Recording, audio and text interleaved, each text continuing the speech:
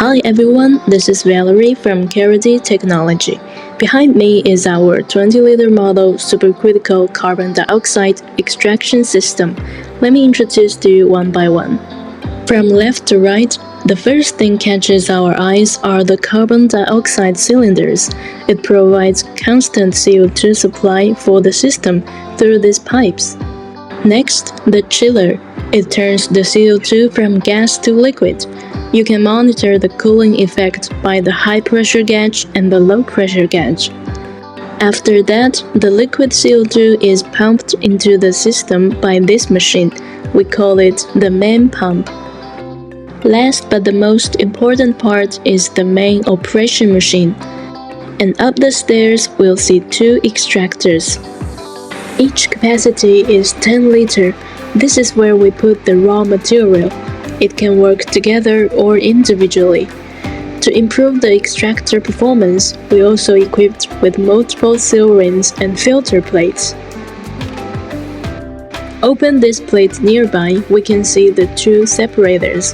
This is where we collect all the crude oil or paste we need. Now let's turn around and have a look at the back. We use the water heating method. It helps to maintain the target temperature for the extractor and separator. And the large tank beside is the CO2 storage tank for the system. In this video, we're going to extract chrysanthemum oil at 30 megapascal, 80 Celsius degree. We need to prepare the raw material by mixing the chrysanthemum powder with 70% of ethanol and let it soak for about 1 hour. During this time, we can preheat the system to 80 Celsius degree just by clicking several buttons on the control panel. While the temperature is rising up, which we can track down in the database to see how long it takes. It updates every 5 minutes. We can make some preparations like cutting the filter paper as the shape of the sintering plate. When the fermentation is complete, we can start loading the material into the extractor. It can be opened from both ends. Brush it clean with no leftovers on the edge, then tighten it by the following steps. First, the filter paper with the gas. Next, the filter plate.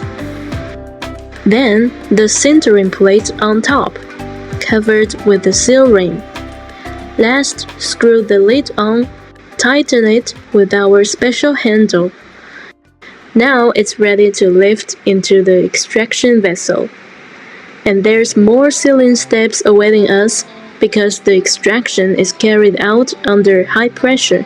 We need to ensure the safety of the operation. Every step must be taken seriously. Now we can turn on the inlet valve of extraction 1 to let CO2 into the extractor. The pressure will slowly rise up. We can monitor the current parameters on the display. And when you notice the CO2 storage tank pressure is lower than 4.5 megapascal and the pressure won't go up higher, that means there's a shortage of the CO2. We need to change a new bottle. Or we could heat up the CO2 bottles like this. It's a temporary one. It will be installed on the rack we provided before shipping. This tilted design can utilize gravity to maximize the use of CO2. When the pressure is close to our target 30 megapascal, we can control the back pressure valve to keep it stable. After about 30 minutes, we can collect the chrysanthemum oil from the separator valve. The ethanol really helps the extraction.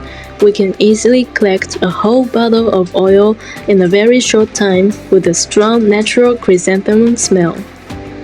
Thank you for your time watching here. If you want to see other material extraction, welcome to leave a comment below.